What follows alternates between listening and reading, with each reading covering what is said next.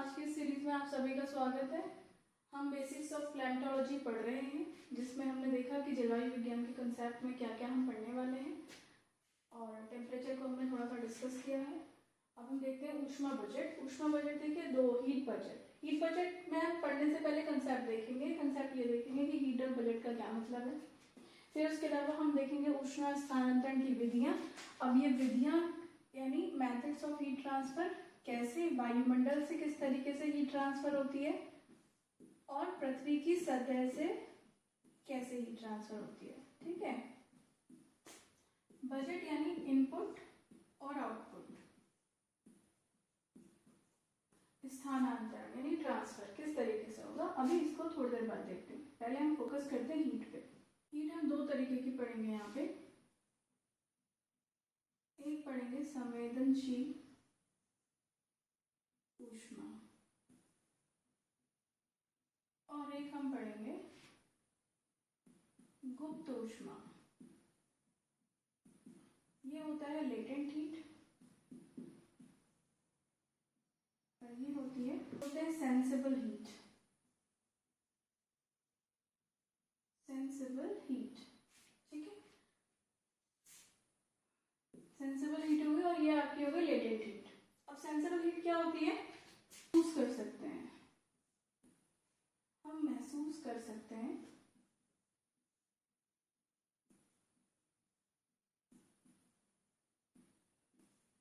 ठंडा या गर्म टेम्परेचर के माध्यम से, तो इसको हम बोलते हैं सेंसिबल हीट। ठीक है। गुप्त ऊष्मा मतलब ये, इसे हम महसूस नहीं कर सकते। पहली चीज,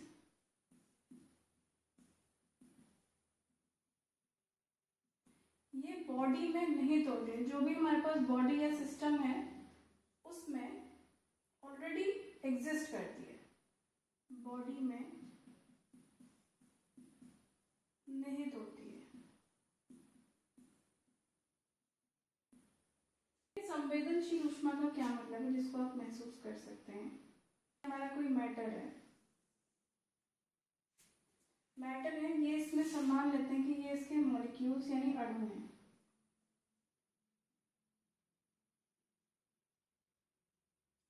अब ये दूर दूर हैं और हमें पता है जो भी मॉलिक्यूल्स होते हैं वो किसी अगर मैटर के अंदर होते हैं तो वो एक जगह पे स्थिर नहीं होते, एक जगह पे कांस्टेंट ना होकर के मूव करते रहते हैं, मूवमेंट चलता रहता है। अब जब ये मूवमेंट चलेगा तो ये एक दूसरे को टक्कर भी मारेंगे। अगर यहाँ पे टक्कर होगी, एक दूसरे को कोलिजन होगा यहाँ पे, तो क्या होगा? तो घर्षण होगा। ठीक है।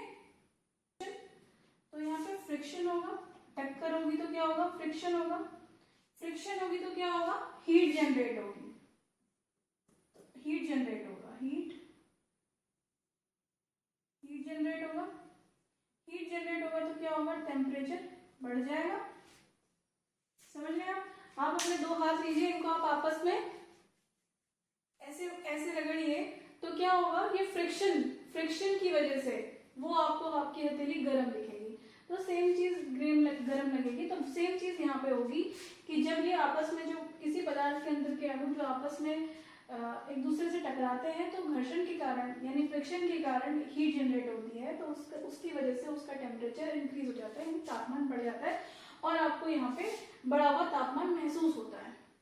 ठीक है। तो ठंडा और गर्म का अनुभव हो गया। यही हो गया आपका संवेदनशील ऊष्मा।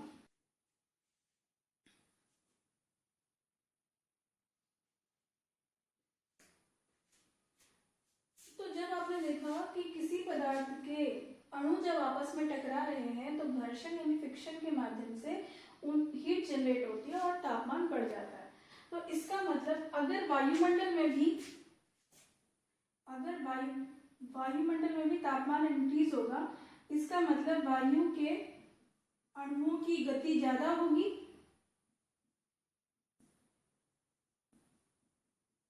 तापमान ज्यादा का क्या मतलब है कि ज्यादा गति होगी, तो ज्यादा फ्रिक्शन होगा तो हीट जनरेट होगी, टेम्परेचर इंक्रीज होगा। ठीक है। तो यहाँ तक देखिए। अब हम गुप्त ऊष्मा को समझते हैं। गुप्त ऊष्मा को समझने के लिए मान लिया मैंने कि ये मेरे दो मॉलिक्यूल्स हैं। ठीक है। ये इनके बीच का बॉन्ड है, मतलब एक डिस्टेंस है के बीच का, माना कि ये x डिस्टेंस है दो मॉलिक्यूल्स के बीच का। अब ये अपने, अब कांस्टेंट तो ये भी नहीं होंगे, ये भी इनके बीच की दूरी x है और सिंपल ये जुड़े हुए हैं और अपने आसपास ही वाइब्रेशन के माध्यम से मोशन पे हैं, तो कर रहे हैं मोशन। अब अगर हमें इनको अलग अलग करना हो, इनके बीच में ये x डिस्टेंस है और यहाँ पे एक आकर्षण बल लग रहा है, एक फोर्स है जिसके माध्यम से ये बंधे हुए, नहीं तो ये भी भाग जाते। तो जिस फोर्स के माध्यम से ये बंधे हुए, अगर मुझे अब इस x की दूरी, मुझे अब इसको तोड़ना है या इनके बीच के डिस्टेंस को बढ़ाना है, अगर मुझे इन दो एटम्स के बीच का डिस्टेंस को बढ़ाना है तो मैं इसमें बाहर से एक एनर्जी देती हूँ, माना कि मैंने एनर्जी दी E। अब इस एनर्जी के वजह से क्या होगा, ये अट्रैक्शन फोर्स जो इनके बीच का भी ये अट्रैक्शन फोर्स है, ये अट्रैक्शन फोर्स कम होगा, यानी आकर्षण बल कम होगा। अब जब ये आकर्षण बल इसमें कम होगा तो क्या होगा, ये दूर दूर होंगे, डिस्टेंस बढ़ेगा, आकर्षण बल कम होगा और ये डिस्टेंस इंक्रीज होगा। तो इसकी वजह से क्या होगा, अब ये इतना हमने इतना इतना इसमें एनर्जी दे दी कि ये अब एक प्लेन में नहीं रहे।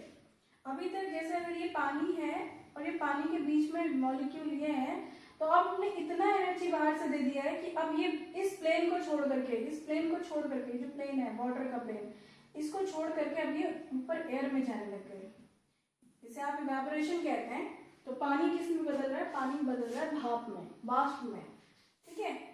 तो इसे आप क्या कहेंगे, वाष्प कहते हैं। तो इसने क्या कर दिया, पानी ने, जो पानी लिक्विड स्टेट में था, इसने अब क्या कर दिया, गैसियस स्टेट में आ गया वाष्प के रूप में, ठीक है।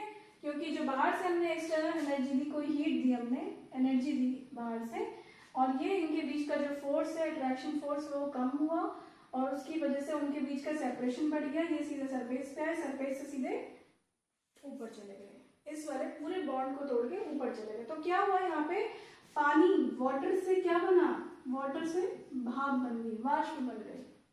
तो अब यहाँ पे क्या है, यहाँ पे है स्टेट चेंज हो गया।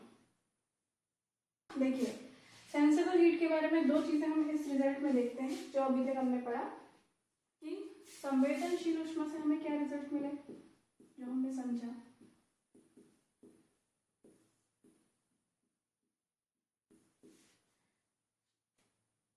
कि जब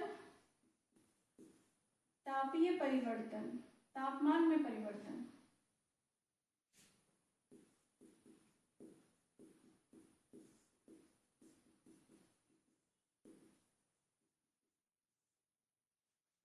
कि जब कभी भी तापमान में परिवर्तन हो रहा होगा तो आप कहेंगे यहाँ पे कि सेंसिबल हीट में कुछ ना कुछ वेरिएशन आया है, सेंसिबल हीट में वेरिएशन आया है, ठीक है।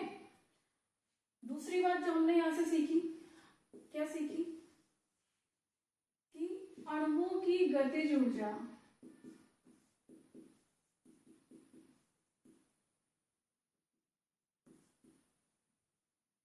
प्रोपोर्शनल है तापमान के। काइनेटिक एनर्जी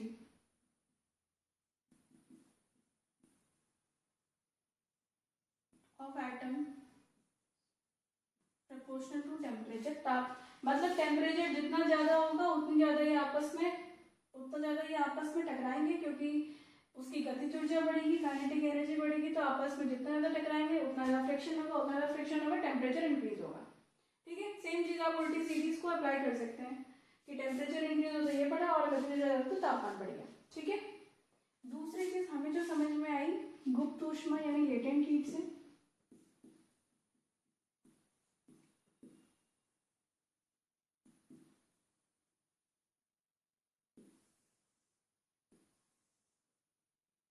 क्या समझ में आई कि इसका संबंध ये किससे रिलेट करेगा, relate to change in state, अवस्था परिवर्तन से है, अवस्था परिवर्तन।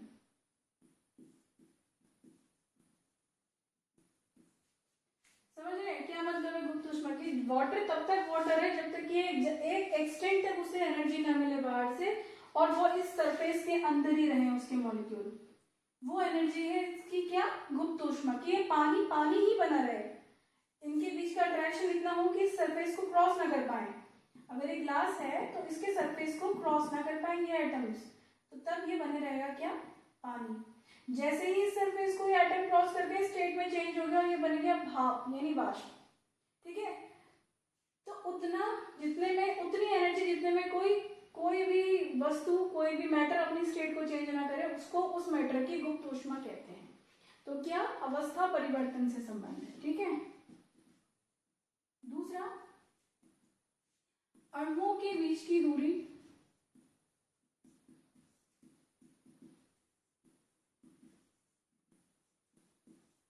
अणुओं के बीच की दूरी इज प्रोपोर्शनल टू गुप्त ऊष्मा। ये जो भी हमने पढ़ा सेंसिबल हीट और गुप्त ऊष्मा, अब हम उसका कंक्लूजन देखते हैं। ठीक है, कंक्लूजन हम इसे क्यों पढ़ रहे हैं, ये हमारे लिए तो इम्पोर्टेंट होना चाहिए ना। तो देखिए, जैसे जल यानी वाटर, ठीक है, ये बन गया आपका भाप यानी वेपर या जलवाष्प कह सकते हैं आप इसे। ठीक है, वेपर बन गया। अब यहां क्या हुआ कि जल में सेंसिबल हीट थी,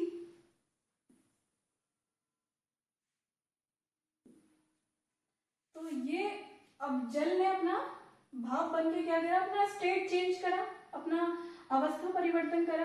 तो अगर इसने अवस्था परिवर्तन करा तो यहाँ पे कौन स्टोर हुए? गुप्त ऊष्मा। ठीक है, अब यही सेंसिबल हीट चेंज हो रही है गुप्त ऊष्मा में। मतलब अभी तक तापमान वाटर का ज्यादा था, क्योंकि जब तक तापमान वाटर का ज्यादा नहीं होता तब तक वो वाटर सरफेस के जो मॉलिक्यूल्स हैं वो बाहर नहीं जा पाते, उनको इतनी एनर्जी नहीं मिल पाती। हमने जो रिलेट करा देख लीजिएगा, अणुओं की गतिज ऊर्जा इज प्रोपोर्शनल टू टेम्परेचर, उन सारी चीजों को आप रिलेट करेंगे तो आप पाएंगे कि अगर तापमान ज्यादा हुआ तभी तो वाष्प बन पाई, क्योंकि मॉलिक्यूल सरफेस छोड़ करके हवा में चले गए। ठीक है, तो ये जो सेंसिबल हीट थी, यहाँ पे जो टेम्परेचर ज्यादा था ये चेंज हो गया गुप्त ऊष्मा। तो अब यहाँ पे क्या होगा? ये तापमान कम हो जाएगा, क्योंकि सेंसिबल हीट तो गुप्त ऊष्मा में चेंज हो गई है, तो इसलिए जो पहले जल का तापमान था अब तापमान उससे कम हो जाएगा। ठीक है, इतना क्लियर हुआ। अब दूसरी चीज क्या हुई? दूसरी चीज हम ये मानते हैं, जो ये भाप यानी वाष्प अगर फिर से जल बनेगी, कैसे बनेगी? संघनन के माध्यम से बनेगी। वो चीज हम बाद में देखेंगे, लेकिन अभी हम इसको देखते हैं। तो ये भाप से जल बनना क्या है? ये क्या था? Latent heat. लेटेंट हीट यानी गुप्त ऊष्मा थी, ये संवेदनशील ऊष्मा थी। अब इसका जस्ट उल्टा क्या होगा कि यहाँ पे जब ये लेटेंट हीट फिर संवेदनशील ऊष्मा में चेंज होगी तो यहाँ पे तापमान को बढ़ा देगी। ठीक है, यहाँ पे जल का तापमान कम हो गया था और जैसे क्योंकि जो एनर्जी एक्स्ट्रा थी वो कहाँ लग गई? गुप्त ऊष्मा में लग गई, मतलब स्टेट चेंज करने में लग गई, तो वो गुप्त ऊष्मा के रूप में स्टोर हो गई। अब यही गुप्त ऊष्मा क्या हुआ? फिर ये इसमें कंडेंसेशन के माध्यम से, संघनन के माध्यम से इसमें चेंज हुआ और संवेदनशील ऊष्मा में चेंज हुआ और यहाँ पे फिर से इसने जल बनने के प्रोसेस में टेम्परेचर इंक्रीज कर दिया। तो जब बारिश होगी तो उसके साथ साथ वायु का टेम्परेचर इंक्रीज भी हो जाता है। ठीक है, ऊपर से नीचे को जब पानी आएगा तो वायु का तापमान बढ़ जाएगा। अब सतह है, ये जल है।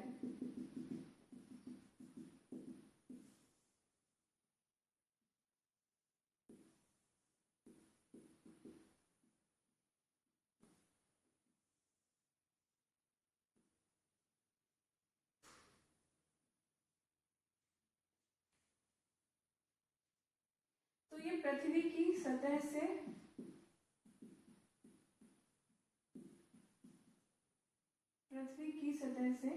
या जल की सतह से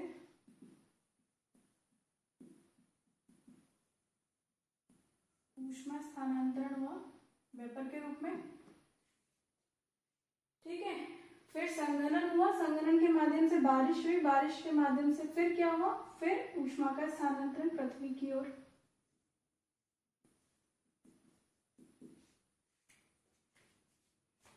अब ये तापमान अगर जल का है तो ये जल का तापमान जब ज्यादा होगा, टेम्परेचर ज्यादा हुआ, तो ये संवेदनशील ऊष्मा बदल गई किसमें, सेंसिबल हीट चेंज हो गई गुप्त ऊष्मा में। यहाँ पे गुप्त ऊष्मा हुई,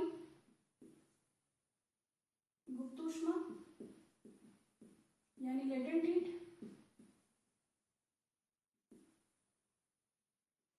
तो ये जब हीट चेंज हो गई लेटेंट हीट में, तो ये टेम्परेचर क्या हो गया, अब ये टेम्परेचर कम हो गया, जल का तापमान कम हो गया, ठीक है।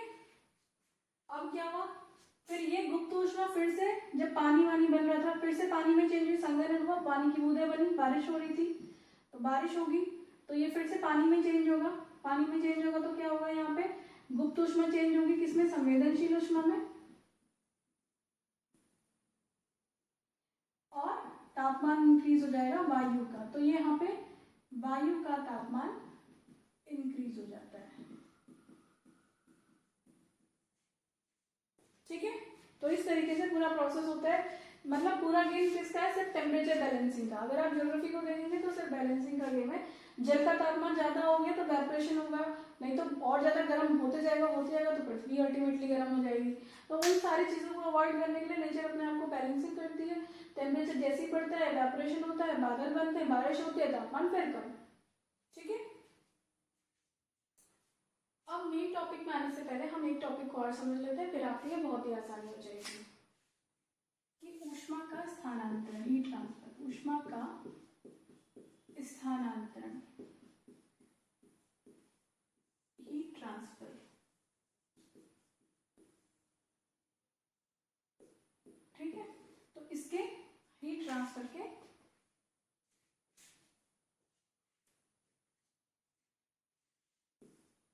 विधियां यानी मेथड्स, विधियां यानी मेथड्स, क्या मेथड्स है देखिए। एक तो होगा विकिरण यानी रेडिएशन,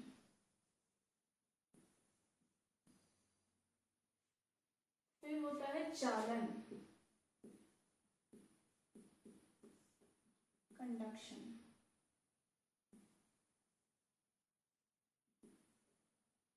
ठीक है।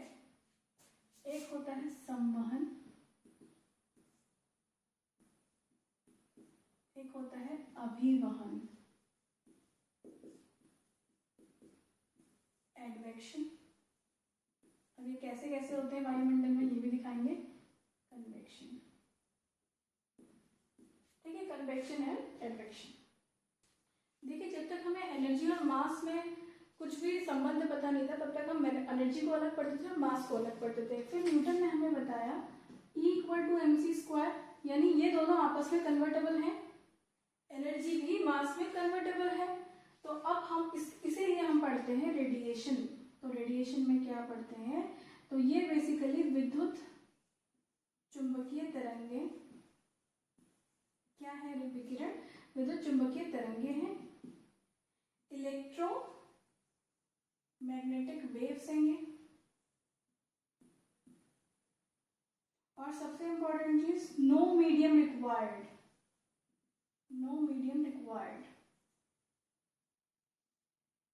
मतलब किसी माध्यम की जरूरत नहीं, माध्यम की जरूरत नहीं होती इसमें, चाहे जल हो, चाहे जल, ठोस, द्रव, गैस, कैसा भी हो, या कोई भी मीडियम ना हो, स्पेस, तो ये सब चीजें चल सकती हैं। ये इनकी खासियत होती है रेडिएशन, विकिरण की। चालन में क्या होता है, कणों के कंपन के कारण, कणों के कंपन के कारण ऊर्जा का स्थानांतरण, ठीक है। जो भी पार्टिकल हैं उनके वाइब्रेशन के कारण, अब जैसे ये एक पार्टिकल है, ये एक पार्टिकल है, ये एक पार्टिकल है, ठीक है। तो ये क्या कर रहे हैं आपस में, अब ये आपस में माना ऐसे ऐसे कर रहे हैं, झिक झिक, ये पहले इधर आ रहा है, फिर यहाँ पे आ रहा है, फिर ऐसे ये इधर पे आ रहा है, ये इधर पे आ रहा है। तो जब ये दोनों आपस में टकरा रहे हैं तो ये इसको इधर को जाने को फोर्स मिल रहा है, तो ये अपनी एनर्जी इधर को इधर है, फिर ये इधर आ रहा है, ये इधर आ रहा है, ठीक है। तो इस तरीके से जब ये इस तरीके का मोशन कर रहे हैं, इधर को आना, इधर को आना, पहले इधर को आना, फिर इधर को जाना, फिर इधर को आना। ठीक है, तो इस तरीके से जब ये मोशन कर रहे हैं तो क्या हो रहा है, एक दूसरे से जितनी बार टकरा रहे हैं उतनी बार इनको एनर्जी मिल रही है। और किसके लिए एनर्जी मिल रही है, फिर से जिगजैग मोशन में करते रहे कंपन। ठीक है, तो इस तरीके से जब कण आपस में कंपन के कारण, कणों के कंपन के कारण, मतलब अभी मूवमेंट नहीं है, नो मूवमेंट ऑफ पार्टिकल, कणों के विस्थापन के बिना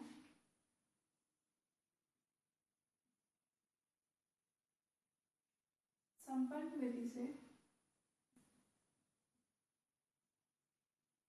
ऊर्जा का स्थानांतरण। ठीक है, तो ये है चालन। और देखते हैं संवहन। देखिए संवहन यानी कन्वेक्शन और एडवेक्शन दोनों में ही कणों का विस्थापन होगा। कणों के विस्थापन से ऊर्जा स्थानांतरण होगा।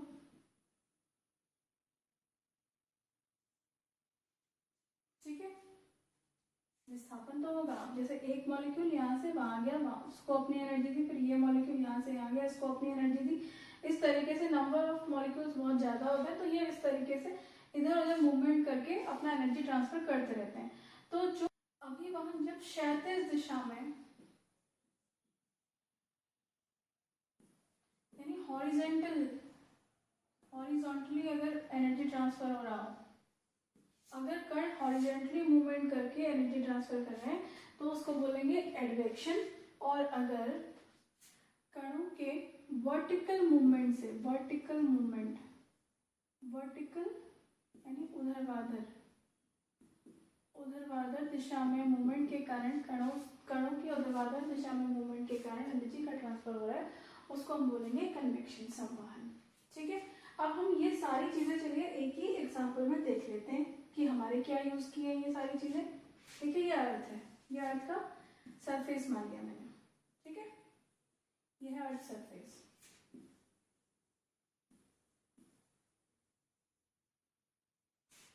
पृथ्वी की सतह, यहाँ पे सूर्य है, सूर्य से रेडिएशन आया यानी विकिरण आया, तो विकिरण के माध्यम से ऊष्मा आई। अर्थ इस ऊष्मा को पाकर इसको अर्थ ने एब्जॉर्ब करा और अर्थ का टेम्परेचर इंक्रीज हुआ, अर्थ का तापमान बढ़ा। अर्थ का तापमान बढ़ा तो अर्थ के इस सतह सरफेस के कांटेक्ट में जो भी वायु आई, जो भी एयर इसके कांटेक्ट में आई, समझ रहे हैं, ये सरफेस के पैरेलल एक लेयर है वायु की, वो जो कांटेक्ट में आई वो वायु किससे गर्म होगी, कंडक्शन से। चालन यानी चालन यानी कंडक्शन से। हुआ क्या कि कण वहीं पे कण रहे और उन्होंने एक दूसरे को अपना एनर्जी ट्रांसफर दोलन करते हुए दे दिया, अपनी एनर्जी दे दी। अब जब हमें पता है जब वायु गर्म होती है तो ऊपर की ओर उठती है, तो यही वायु ऊपर की ओर उठी, ये उठी। ठीक है, अब जो ये पार्टिकल ऊपर गए एनर्जी लेकर के, एनर्जी ट्रांसफर कर रही है ऊपर के पार्टिकल्स को भी, ये जो लेयर्स होंगी वायु की, ये ऊपर को एनर्जी ट्रांसफर करते जा रहे हैं। अब क्या हो रहा है, मूवमेंट ऑफ पार्टिकल। और कैसा मूवमेंट है, ये वर्टिकल मूवमेंट है। ये क्या है, कन्वेक्शन, संवहन। अब ये देखेंगे, अब ये दोनों तो सिर्फ ये एक प्लेन पे लाई करेंगे, तो ये क्या हॉरिजॉन्टल, एक प्लेन पे देखेंगे तो ये हॉरिजॉन्टल हो गए, तो यहाँ पे क्या हो गया, अभिवहन यानी एडवेक्शन। इस तरीके से देखिए पूरे प्रोसेस में हमने जाना कि ऊष्मा के स्थानांतरण की क्या विधियां, चारों चीजें आपने यहाँ देख ली किस तरीके से पूरा फिनोमेना होता है। अब हम जब आगे हीट बजट से आगे जब हम पढ़ेंगे ना इसमें सूर्य तक, तो ये सारी चीजें आपको दिमाग में बैक ऑफ द माइंड ये सारी चीज़ें रहेंगी और आप चीज़ों को और अच्छे से समझ पाएंगे। Thank you.